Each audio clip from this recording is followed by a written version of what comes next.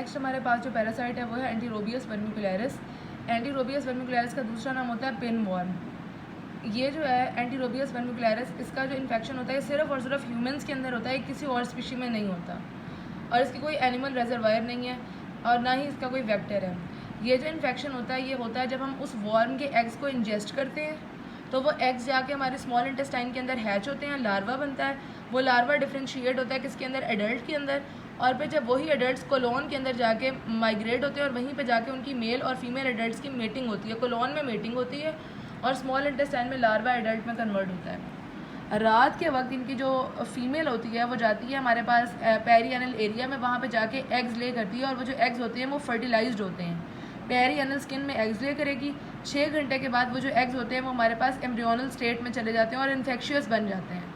6 घंटे के अंदर अंदर वो एग्स इन्फेक्शियस हो जाते हैं, और इसमें री इन्फेक्शन उसी पर्सन को हो सकता है अगर वही बंदा पेरिएनल इचिंग कर रहा है अपने हाथों से, और फिर वही फिंगर अगर उसके मुंह तक आ रही है तो मतलब वो एग्स दोबारा इंजेस्ट होंगे और उसको री इन्फेक्शन हो जाएगा। पैथोजेनेसिस, इसके अंदर हमारे पास पेरिएनल प्लूराइटिस जो है वो मोस्ट प्रोमिनेंट सिम्टम होता है। मतलब वो पेशेंट जो है वो पेरिएनल एरिया की बहुत ज़्यादा इचिंग करेगा।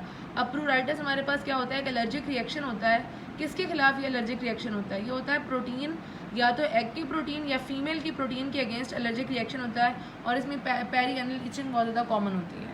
फिर हमारे पास एपिडेमियोलॉजी, हमारे पास मोस्ट कॉमन हेलमेंथिक इन्फेक्शन है यूएस के अंदर, और ये 12 साल से कम उम्र के बच्चों में बहुत ज़्यादा कॉमन होता है।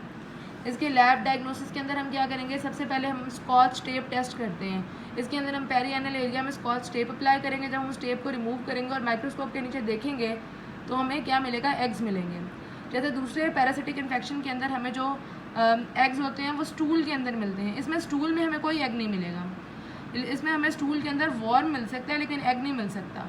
उसके अलावा हमें वाइटिश एडल्ट वॉर्म्स मिलेंगे, can be found in the stool और near the anus of the diapered children. जो बच्चे डाइपर पहनते हैं उनकी पेरिएनल एरिया के अंदर हमें वाइट कलर का वॉर्म मिलेगा। ट्रीटमेंट पे हमने वही एल्बेंडाजोल, मेबेंडाजोल और पायरेंटल पैमोएट देनी है। ये जो ड्रग्स हैं एडल्ट वॉर्म को तो किल कर देंगी, लेकिन इससे एग का कोई नुकसान नहीं पहुंचता। प्रिवेंशन में हमने वही सफाई का ख्याल वगैरह रखना है। अब हम इसे एक बार फर्स्ट एड से देख लेते हैं। एंटीरोबियस वर्मिकुलरिस एनल प्लूराइटिस करवाता है और नाइट में वर्श होता है। वही टेप टेस्ट है, हम इसको देख सकते हैं, 5 से 10 साल में बहुत कॉमन है। फीको ऑरल रूट है, इसमें हमने एल्बेंडाजोल, मेबेंडाजोल और पायरेंटल पैमोएट देनी है।